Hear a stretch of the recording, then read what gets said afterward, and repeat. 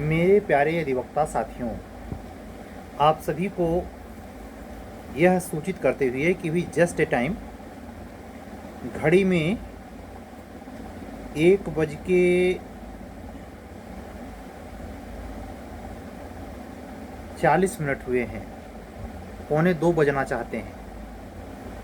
और south America का एक छोटा सा द्वीप है गयाना देश,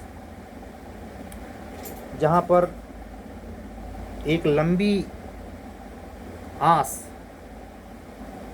एक दीवार के कोचिंग में, एक दीवार के कोचर में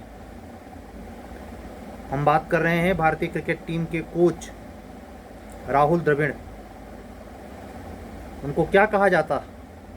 दीवार, कि जहां खड़े हो गए उसको तोड़ पाना आसान नहीं। और इन्हीं की कप्तानी में पिछला कप जो वर्ल्ड कप हुआ था, जिसमें भारत को बहुत ही मर्माहत कर देने वाली हार मिली थी। ईडन गार्डन पे वो फाइनल था और इंग्लैंड ने भारत को 10 विकेट से हराकर वो मुकाबला जीत लिया था। ये आश्चर्य इसलिए शेयर कर रहा हूं कि जस्ट ए टाइम मुश्किल से 2 मिनट पहले ब्रह्मांड की अतुलनीय शक्तियों और परम सत्ता के पावन कृपा से अपने देश ने इस वर्ल्ड कप के लिए साउथ अफ्रीका से खेलने के लिए फाइनल में प्रवेश पा लिया है। 2020 वर्ल्ड कप का ये चौथा संस्करण है। 2023 वाला कौन सा संस्करण था, उसमें कौन सी टीम विजेता थी, कौन सी उप विजेता थी, और वर्तमान में जब तक ये प्रतियोगिता फाइनल नहीं हो जाती, इससे जुड़े सवाल आज ही बोल रहा हूँ। अभी ना आपका हायर यूपीएसजेएस का प्री हुआ है, न जूनियर डिवीजन और एपीओ की वैकेंसी आई है। कभी भी इन तीनों का जब भी प्री होगा, तीनों प्री में इस वर्ल्ड कप से सवाल होंगे, एक या दो। तो इस बधाई संदेश के साथ, सुखद संदेश के साथ, दूसरा संदेश यह भी है कि बिहार उच्चतर न्यायिक सेवा की जो प्रारंभिक परीक्षा 14 जुलाई को सुनिश्चित है, हमारे तमाम वरिष्ठ अधिवक्ता साथी, हम उम्र, हमसे बड़े, हमारी अधिवक्ता बहनें, हमारे पास कई बार व्हाट्सएप कॉल, लेकिन मैं प्रतीक्षा कर रहा था, अगर वो हमको सुन रही हैं, सुन रहे हैं, कि आर्डर आ जाए तो हम लोग आर्डर पढ़ के उसके बाद फाइनली हम आपसे बात करें। लेकिन शाम तक की प्रतीक्षा में आर्डर आ नहीं सका। हियरिंग में जो बात कंप्यूटर पे दिखाई दे रही है, उसमें जिस कैंडिडेट ने, हमारे स्टूडेंट हैं और माननीय उच्चतम न्यायालय में प्रैक्टिस करते हैं, आप लोगों के केस के चेकिंग या आईडी को चेकिंग करने के लिए हम उनका नाम अपने इस मीडिया चैनल से ले रहे हैं। वो सम्माननीय मेरे लिए आशुतोष मिश्रा सर हैं, और उन्होंने पिटीशन डाली थी। उनको chief justice high court Patna और जस्टिस हरीश कुमार की पीठ ने, डबल बेंच ने, 1 नंबर के लिए उन्होंने उसी प्रश्न पर जो हिंदू लॉ से रिलेट करता है और अवयस्क की शादी को जो कंडीशन है, वो उसको जो आंसर माननीय उच्च न्यायालय पटना ने गलत शो किया फाइनली, उसी पर ऑब्जेक्शन किया था। और महज 1 नंबर से 229 नंबर अर्जित कर पाए थे, 1 नंबर से उनका सिलेक्शन रुक गया था। उनको पर्सनली, उनके अनुसार, without read final order allow किया है कि आप एग्जाम में बैठ सकते हैं। इसके 2 स्पष्ट अर्थ हो सकते हैं। हालांकि ये जो अर्थ हम बताने जा रहे हैं, ये आर्डर पढ़ने पर, उसमें तथ्यों के दूसरे होने पर बदल भी सकते हैं। लेकिन फिलहाल जो कंडीशन है उसमें लगता ये है कि केवल उनको अलाउ किया है। अक्सर ऐसा होता है, अगर आपने अपना हक छोड़ा तो कोई और उस पर राज करता है। कभी कभी परमात्मा की परम शक्ति काम करती है और एक साधारण सी पिटीशन पर सबको मौका मिल जाता है। हाई कोर्ट ने एनालिसिस किया होगा, मुझे पूरा यकीन है कि इसमें कितने कैंडिडेट हैं, तो 4 मिले होंगे, 3 ने कोई याचिका नहीं दायर करी, या 4 से 10 के बीच में होंगे, नहीं दायर करी। उस नौबत को जड़ से तो नहीं कह सकते, क्योंकि आपकी अभी भी रेमेडी बची हुई है, आप जा सकते हैं, सुप्रीम कोर्ट जा सकते हैं, हाई कोर्ट में ही दोबारा जा सकते हैं। लेकिन जो वर्तमान स्थिति है उसमें ये कि उन्हीं संबंधित याची को, यानी आशुतोष मिश्रा सर को ही अलाउ किया है। वो एक ऐसे कैंडिडेट जो 229 नंबर पाए थे, तो 1 नंबर कम था, उनको मेंस देने की अनुमति मिल गई है। इसमें 2 अर्थ समाहित हैं कि अगर मौका मिलता है, अपने विधि के अधिकार सुरक्षित दिखाई पड़ते हैं, आपको ये पता है क्वेश्चन गलत है, आपको कम से कम उनके साथ याची बनने में क्या दिक्कत है? यही कि आपकी पहचान हो जाएगी, आपका बायोडाटा एड्रेस नोट कर लेगा हाई कोर्ट और आपको अंतिम सिलेक्शन नहीं देगा। अगर इस मानसिकता से हैं तो आप इस पेशे में आइबे न करें, न न्यायाधीश बनने के लिए, न वकालत पेशे में वकालत करने के लिए, न प्राइवेट प्रैक्टिशनर्स बनने के लिए, न हाई कोर्ट में ब्रीफ रीडर, अटॉर्नी या जिला डिस्ट्रिक्ट लेवल पर अधिशासी अधिवक्ता बनने के लिए। बिल्कुल ज़रूरत नहीं है, क्योंकि दब्बूपना, संकोची होना, साथ में इसके अपोजिट अति आत्मविश्वासी होना, बड़बोला होना, बहुत बोलने को ही अधिवक्ता समझना, दोनों खतरे से खाली नहीं। तो मेरा मानना यह है कि अगर अधिकार आपने छोड़ा है तो पश्चाताप करने से काम नहीं बनेगा, सामने यूपीएससी है। और अगर अभी भी आप लड़ने के मादा रखते हैं, आपके पास वक्त है, तो आप फिर देरी ना करें। आपको तो एक ग्राउंड और मिल गया कि इसी आधार पर माननीय उच्च न्यायालय ने फला व्यक्ति को अंदर दिया। ये प्रोबेबिलिटी है कि बचे हुए समय में सुप्रीम कोर्ट में अपने अधिकार को प्रयोग करते हुए एक पिटीशन डालें, खारिज हो, या अगर वहीं सुन ली जाती है तो वहीं मामला तमाम हो सकता है, अभी भी गुंजाइश है। फिर भी कल के वीडियो में आज चूंकि रात का 2:30 है, निश्चित तौर पर सुबह यानी 28 तारीख को कभी भी ऑर्डर आ सकता है, अपलोड होने में टाइम लगता है। उसके बाद मैं स्पष्ट करूंगा, रात में ऐसे ही आपको मिलेगा दूसरे दिन। लेकिन कर्तव्य और अधिकार एक वकालत पेशे में महज शोबाजी करने के लिए नहीं होते, अचार डालने के लिए नहीं बने हैं, वो लड़ने के लिए बने हैं। और यह भी कहूँगा कि जो लोग अपने अधिकार के प्रति तत्परता रखते हैं, परमात्मा उनकी मदद करता है। श्रद्धेय अटल बिहारी वाजपेयी जी की एक योजना थी उनके ज़माने में, उनके प्रधानमंत्रित्व काल में, स्वजल धारा योजना, जिसका स्लोगन था बोल 2 कदम आप चलो, 4 कदम हम चलें। सरकारी योजना का लक्ष्य था कि अगर आपको योजना का लाभ पाना है तो 2 कदम आपको चलना पड़ेगा। इक्विटी की थ्योरी भी यही कहती है कि जो अपने अधिकार के प्रति खुद सजग नहीं रहेगा वो अपने अधिकार गंवाएगा। ये सब तो आपको पता है।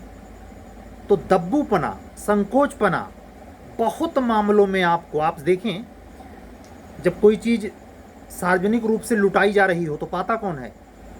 जो बहुत चगड़ दिमाग का हो, चुस्त दुरुस्त फुर्त हो, जो दूसरे से छीन लेने की क्षमता रखता हो, और जो संकोच करेगा कि आपको हाथ में गिलास का पानी दिया जाएगा तब आप स्वीकार करेंगे, तो आप इसके लिए नहीं बने हैं। हालांकि ये प्रतियोगिता विधि की जो मैं बात कर रहा हूँ, प्रतियोगिता में विधि का जो प्रश्न खड़ा होता है, न्याय निर्णय का जो प्रश्न खड़ा होता है, उसमें छीना झपटी का सवाल नहीं है, लेकिन अधिकार छोड़ देने का सवाल है।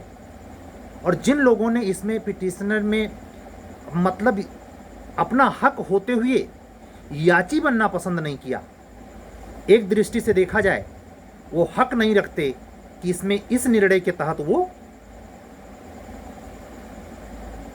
एग्जाम देने को पाएं। फिर भी अभी समय है, आप यूटिलाइज कर सकते हैं। मैं उसमें टीका टिप्पणी नहीं करता। हमारी तो अपेक्षा यही है। हमारे ही टेस्ट सीरीज से जुड़े एक और अधिवक्ता साथी हैं, उनको हमने समझाया था और उनसे पूछा भी था वो ADGC के पद पे कार्यरत हैं।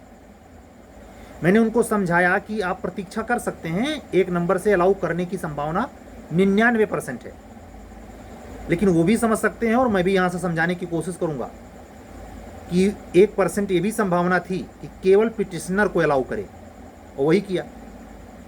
तो अभी भी जो वैकल्पिक मैंने सुबह के एक ऑडियो मैसेज में संदेशित कर दिया था, वो भी वायरल हुई होगी कि अगर आप इसमें अपने अधिकार के हितार्थी हैं, आप अपने अधिकार के संरक्षा के लिए आप एक अभ्यर्थी हैं जिसमें आपकी ये सारी एलिजिबिलिटी फुलफिल है, 1 नंबर कम है और क्वेश्चन आपका वो सही है हिंदुला वाला, तो आप बिल्कुल खुला दरवाजा है आपके लिए, आपको पूछने की ज़रूरत नहीं है। लेकिन इतना तो करना पड़ेगा, इतना तो करना पड़ेगा भाई, कुछ प्राप्त करने के लिए हाथ तो ऐसे करना पड़ेगा। तो ये ज़रूरी है।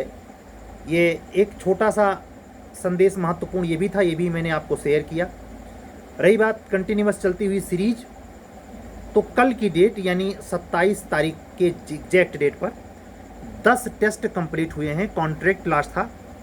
बचे हुए 8 टेस्ट जो संभावना दिखाई देती है कि शायद डेट पोस्टपोन ना हो। अगर आने वाले हफ्ते भर या मैक्सिमम 2 हफ्ते के अंदर, क्योंकि 14 को परीक्षा होनी है और आज है एक प्रकार से कह सकते हैं 28 लग चुकी है, 2 दिन इसमें बचा है, उसके बाद 14 उधर 16 दिन, 16 दिन में मुझे 8 पेपर कराने हैं, यानी हर तीसरे दिन पर मुझे 1 पेपर करवा लेने हैं। अगर कोई आकस्मिक ब्लंडर या माननीय उच्चतम न्यायालय या उच्च न्यायालय के खुद के हस्तक्षेप से कोई ऐसी स्थिति नहीं आ जाती, तो अब ये संभावना दिखाई देती है कि एग्जाम राइट टाइम पर 14 जुलाई को हो जाएगा, क्योंकि ग्राउंड हाई कोर्ट के पास है, या सुप्रीम कोर्ट में जाएंगे तो भी आपके पास ग्राउंड आपने खोया है। तो ये जो अपॉर्चुनिटी है, इसको बचे हुए समय में अगर भुनाना चाहते हैं तो भुना सकते हैं। बाकी हमारी जो सीरीज चल रही है उससे अगर आपको इच्छा है, जुड़ना चाहते हैं, तो अभी भी समय है। 8 बची हुई सीरीज वो भी मैं प्रोवाइड करा दूंगा जो पहले से हो चुकी है। कम से कम उस महत्वपूर्ण प्रश्नों को एक बार देख तो लेंगे। प्री और मेंस यूपीजे और बिहार एचजेएस, यूपी एचजेएस और बिहार एचजेएस में कॉमन पेपर होने की वजह से उन प्रश्नों की प्रासंगिकता दोनों स्टेट में समान है। ये कोई अब संभावना नहीं रखती कि central minor act, state minor act के क्वेश्चंस ठीक वही हों जो माइनर एक्ट के हैसियत से या सेंट्रल स्टेट एक्ट के हैसियत से किसी स्पेशल स्टेट के एचजेएस में पूछे गए हों। सेम क्वेश्चन आपको यूपी हायर जुडिशरी में मिल सकते हैं, कोई बड़ी बात नहीं है, क्योंकि नया सिलेबस है, बहुत कुछ बदला है। तो ये निश्चित तौर पर हवाई क्वेश्चन तो नहीं बनाएंगे, लेकिन ये जरूर है कि छाप किसी न किसी स्टेट का, मुझे जहाँ तक लगता है 2 स्टेट की छाप दिखाई देगी। नंबर 1 पर राजस्थान और नंबर 2 पे बिहार। ये 2 स्टेट हैं जिनके हायर जुडिशरी की छाप आपके प्री में भी और मेंस में भी दिखने वाली है। तो एक महत्वपूर्ण हायर जुडिशरी के संदर्भ में एक ज़रूरी बात थी जो आपको हमने शेयर कर दी। सीरीज से जुड़ना हो या जूनियर डिवीज़न की सीरीज भी चल रही है, बच्चे इधर थोड़ा संज्ञान में आए हैं, सतर्क हुए हैं, तो सारे लोगों का स्वागत है। अधिवक्ता बहनें बंधुओं को मैं एक रिक्वेस्ट ये भी करूँगा, बहुत पैसे के बारे में विचार विमर्श मत किया करें, हमसे कम से कम बात तो करें, और उसके बारे में जो वाजिब होगा, ज़बरदस्ती नहीं है, आप कंटिन्यू कर सकते हैं। छोटा सा अनुभव आपकी ज़िंदगी कैरियर पलट दे, आपको एक साधारण व्यक्ति, साधारण अधिवक्ता से उठाकर एक जुडिशियल ऑफिसर के पद पे पहुंचा दे, और क्या चाहिए।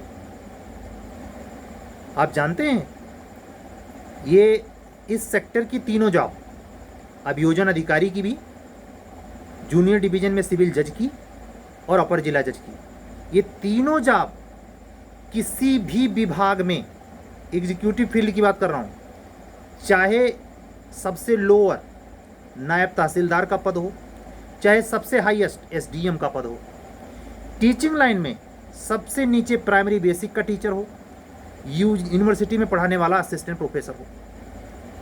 कहने का मतलब है किसी भी डिपार्टमेंट का लोअर और अपर स्टेट लेवल की वैकेंसी की बात कर रहा हूं, इस पद की बराबरी नहीं कर सकता।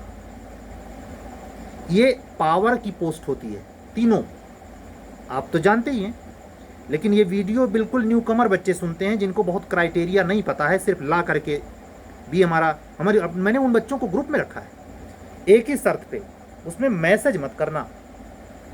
एकदम न्यू कमर लड़के हैं, इस साल उनकी एलएलबी अभी शायद फाइनल सेमेस्टर में है, और बड़ी हाथ गोड़ मतलब विनम्रता से, सर हम आपके ग्रुप में रहना चाहते हैं। रहो, क्या दिक्कत, अनुशासन में रहना पड़ेगा। और हमारे ग्रुप में ऐसे भी पेशेवर हैं जिनको मैं जानता हूं कि वो धंधा कर रहे हैं, उनका जीना मरना वही है, उन पे तरस आती है लेकिन घृणा नहीं होती। बस इतना कहूंगा कि आप सभी व्यक्ति, सभी अधिवक्ता साथी, आने वाले समय में परमात्मा से दुआ है, परवरदिगार से प्रार्थना है कि ये जो महत्वपूर्ण अवसर मिलने जा रहा है, जो 2011 में जब अपनी इंडियन क्रिकेट टीम ने 50-50 का वर्ल्ड कप महेंद्र सिंह धोनी की कप्तानी में जीता था, उस समय मैं दिल्ली में था। हो सकता है परमात्मा का एक कारस्तानी हो कि एक बार फिर 2011 का जो टोटल पॉइंट लें, जोड़ दें। मैं मजाक कर रहा हूँ, ये कोई ज़रूरी नहीं है, क्रिकेट निश्चितताओं का गेम है, लेकिन फिर भी 2011 को अगर टोटल करें तो 4 अंक आता है, और इसको टोटल करें तो 8 आता है। यानी कुछ तो बात है, वो 50-50 था, ये 20-20 है। तो गुणांक सही है, अंक सही है, कप्तान सही है, टीम सही खेल रही है, मौका अच्छा है। बाकी कुछ नहीं बोलना, शांत रखना। और मैं सभी अपने क्रिकेट प्रेमी या सामान्य तौर पर जीएस जीके के लेवल की खबर जानने के लिए सभी अधिवक्ता साथी बंधुओं बहनों से अनुग्रह करूंगा विनम्रता से कि जब तक टीम फाइनल मैच जीत नहीं जाती, कोई अति आत्मविश्वास का परिचय केवल क्रिकेट के पोर्शन से ही नहीं, उसको अपने लाइफ में लर्न करने के हिसाब से कि अपने कैरियर में जब तक प्री फाइनल और इंटरव्यू हो नहीं जाता तब तक अति आत्मविश्वास में आकर के फ़ोन पे फ़ोन मिलाए जा रहे, हमारा प्री निकल गया, हमारा प्री निकल गया। ये क्या है, सब बकवास। मेहनत इतनी खामोशी से करनी चाहिए, भनक न लगे किसी को कि आप इस साल एग्जाम में बैठने जा रहे हैं। आपके रूम पार्टनर तक को नहीं पता होना चाहिए कि आप कौन सा एग्जाम फेस कर रहे हैं। सफलता चिक्गाड़ मचा दे। तो सफलता चिक्गाड़, और ये चूंकि डिजिटल जमाना है तो आजकल तो हर किसी को पता है। मैं अति गोपनीयता की बात नहीं कर रहा हूं कि निम्नता पे उतर आइए। एक साम्यता, एक सुचिता, ये मानते हुए कि आप नहीं, कोई और कर रहा है, ये उसको श्रेय दीजिए। और अहंकार विहीन अवस्था में जीने की आदत डालिए। कपट, अति होशियारी, अपने से जूनियर सीनियर या बराबर के लोगों के प्रति घृणित उपेक्षा का भाव आपको कहीं का नहीं छोड़ेगा। आप क्या समझते हैं कि आप जुडिशरी का पद पाकर इन तीनों में से कोई जहान जीत लेंगे? नहीं। रिटायर होने के बाद दुनिया छोड़ दो, आपकी खुद की औलाद जो आपसे पैदा होगी आपकी अगन परीक्षा लेगी रिटायर होने के तुरंत बाद से। तैयार रहना। चाहे आप अपर जिला जज के पद से रिटायर हों, चाहे आप जूनियर डिवीजन के पद को सीजीएम एडीजे के पद से रिटायर हो जाओ, चाहे आप एपीओ में प्रमोशन पाके रिटायर हो जाएं, इन तीनों में कह रहा हूँ, और किसी भी सरकारी सेवा में आपको परीक्षा बाहरी वातावरण से नहीं अपने घर में देनी है। और कब? जब आपकी कुर्सी का समय पूरा हो जाएगा। बहुत अभिमान करने की जरूरत नहीं। इसलिए इसका संदेश प्राप्त करने के पहले, चूंकि आप कंपटीशन की तैयारी कर रहे हैं और हमसे जुड़कर कुछ चीज़ें, अनुभव हमारा भी प्राप्त करना चाहते हैं, कि हो सकता है सर का जो असफलताओं के बीच उनको अनुभव मिला है वो मेरे काम आ जाए और मेरी सक्सेस हो जाए। इसलिए मैं आपसे एक सदाशयता की अपेक्षा रखता हूं कि आप ये हमेशा ध्यान रखें कि कहीं आपके पीछे से आपका अहंकार आपको खाए तो नहीं जा रहा या चढ़ तो नहीं गया अचानक। बड़ी सूक्ष्म निगहबानी रखें। अधिवक्ता बहनों में एक कमियां होती हैं और अधिवक्ता बंधुओं में एक कमियां होती हैं, अपने से अपोजिट जेंडर के प्रति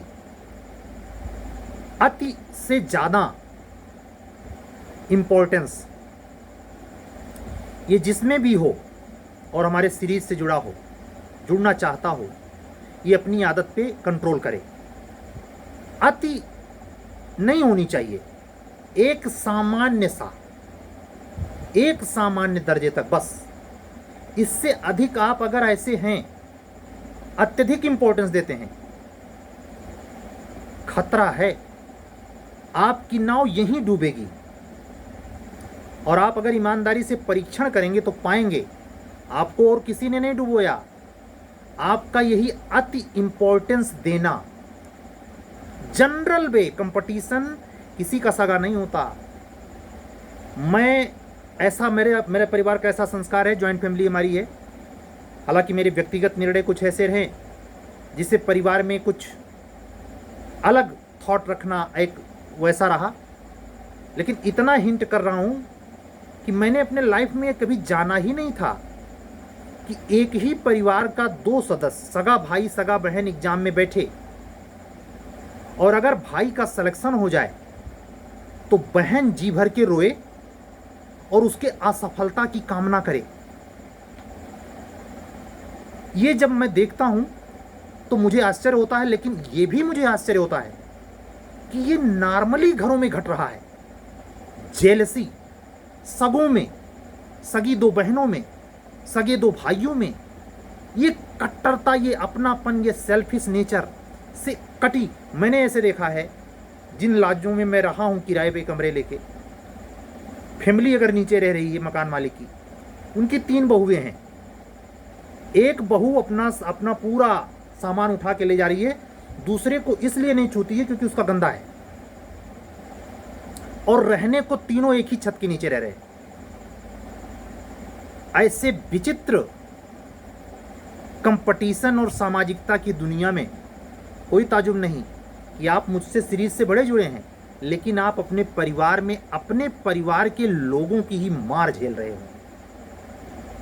अगर ऐसा है तो एक चीज तो पहला मैं अपने जिंदगी का अनुभव दे रहा हूं, दूरी बना लें, शांति से दूरी बनाएं। कोशिश करें कि लंबे समय तक आपका उससे प्रत्यक्ष सामना तो कतई ना हो। ऐसी नौबत आ जाए कि फोन करना पड़े और फोन जनरली उठाइए नहीं। ये वो सूत्र है कि आपकी नैया जो बिल्कुल डूबी जाती है वो कहीं तीरे लग जाएगी महाराज, दोनों की। इतना अगर जेलसी है कि एक दूसरे की असफलता में आनंद है तो जरूरी है कि दोनों दूर रहें, तभी सक्सेस मिल सकती है, अन्यथा पतन जरूरी है। पतन होके रहेगा दोनों का, दोनों में से किसी का सिलेक्शन नहीं होगा।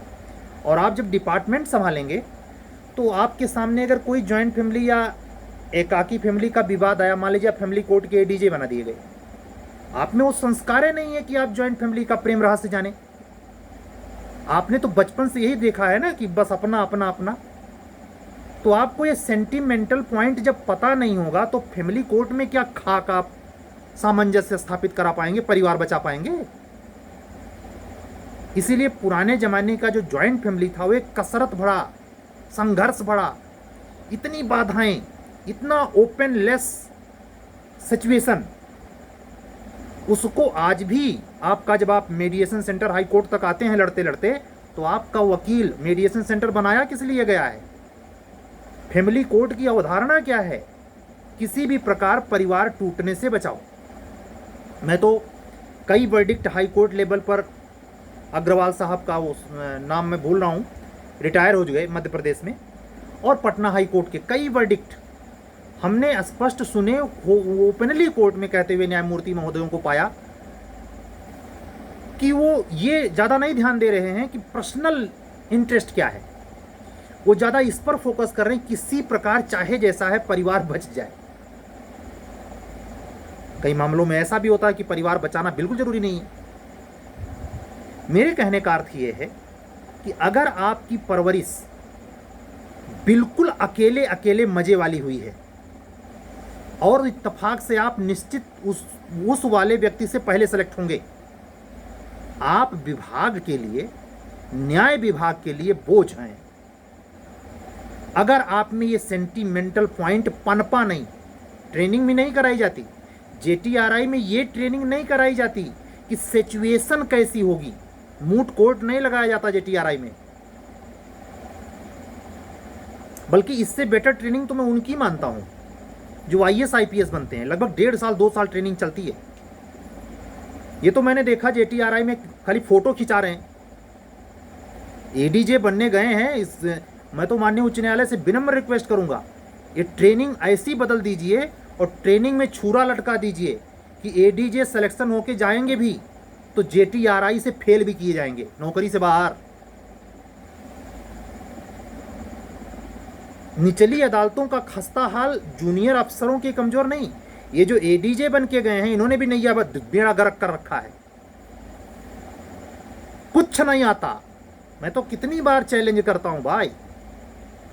तो इन सब चीजों से, फितरकों से, जिसको आप यूजलेस मानते हैं, हम तो सीआरपीसी पढ़ेंगे, हमसे क्या मतलब सामाजिकता से। अरे बेटा, तुम उसी सामाजिकता के मुकदमे ही डील करने जा रहे हो। वहां विटकिंस्टाइन बनने से काम नहीं चलेगा। वहां समाज के मुकदला क्या है, समाज के बदलते हुए रिश्तों को, बदलते हुए सामाजिक परिवेश को परिभाषित करता है, उसी पर न्याय निर्णयन है और आप उससे कटे जा रहे हैं। आपके ख्वाब में एडिशनल डिस्ट्रिक्ट जज की कुर्सी है, लेकिन एको दिन प्रैक्टिस करने ना जाना पड़े, सीधे आपको बैठा दिया जाए। अच्छा, ये सब नहीं चलेगा। वो एक देहाती कहावत से बात पूरी करूंगा और आज का वीडियो पूरा हो जाएगा। देहाती परिवेश में कहा जाता है, दो काम ना होए भुआलू, एक साथ दो काम ना होए भुआलू, हंसब ठठाब फुलाऊब गालो। अगर कोई ठठा के हंस रहा है तो क्या उसका गाल ऐसे हो सकता है?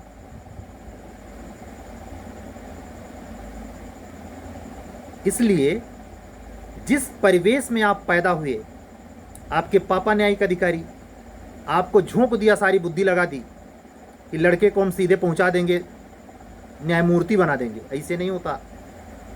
उसको सिर्फ बुद्धि से ज़्यादा परिवेश देने की ज़रूरत है। जो 5 साल का सेमेस्टर का कोर्स इंटरमीडिएट के बाद चल रहा है, उसमें भी वो एटमॉस्फेयर नहीं है। मास्टर डिग्री करके जो एलएलडी करके लड़के लड़कियां आ रहे हैं, उनमें भी एक टेम्परामेंट और एटमॉस्फेयर का भाव है। इसलिए जब कोर्ट संभालते हैं तो वो सब कुछ 2 धन 2 के बराबर से डील करना चाहते हैं। ऐसे कचहरी नहीं चलती। इसीलिए यहाँ जब हाई कोर्ट में आपका इंटरव्यू होगा, इत्तेफाक से आप जब पहुँचेंगे तो आपसे ये नहीं पूछा जाएगा कि प्री लेवल और मेंस लेवल की बेरेक्ट कितना जानते हैं। आपसे वह व्यवहारिक समझ वाले क्वेश्चन जरूर पूछे जाएंगे जिससे ये पता चले कि आपने वकालत पेशे में अपने आप को कितना घसाया है।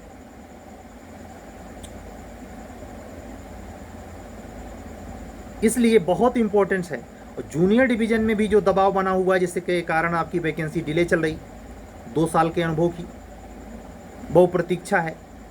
जैसे 2-3 वीडियो पहले मैंने कह दिया कि यह संभावना बनी हुई है कि जुलाई के बाद कुछ चीज़ें बहुत साफ होंगी यूपी कमीशन की, वो अभी भी हैं। उम्मीद करें कि एक्सपीरियंस के साथ आता है। तो कंडीशन क्या है, ओनली न्यू ला या विद न्यू ओल्ड न्यू ला, क्या सिचुएशन होता है एपी और जे के लिए, निगाह गड़ाए रखिए। आधे घंटे पूरे हो गए, आप लोगों से हमारी आज की बात पूरी हो गई। कल फिर मिलेंगे इस उम्मीद और विश्वास के साथ कि 29 जून को जब भारत साउथ अफ्रीका के साथ भिड़े तो अपने देश को विजयश्री मिले। और एक बार जैसे हम लोग 2 बार 50-50 में और 1 बार 2020 में वर्ल्ड कप जीत चुके हैं, तो जैसे 2 बार हम 50-50 जीत गए, वैसे 1 बार के बजाय हम 2 बार 2020 का भी वर्ल्ड कप जीत जाएं। इस शुभकामना के साथ और हमसे जुड़े सभी अधिवक्ता साथी जो हमारा चैनल भी सब्सक्राइब नहीं किए हैं, सुनते हैं, उनके उज्जवल भविष्य की कामना करते हुए आज का वीडियो बंद करता हूं। सभी अधिवक्ता बंधुओं और बहनों को जय सिया राम बोलते हुए कल मिलने के पक्के वादे के साथ आज का वीडियो यहीं विराम लेता है। चलने दीजिए। सत्यमेव जयते। शुभ रात्रि।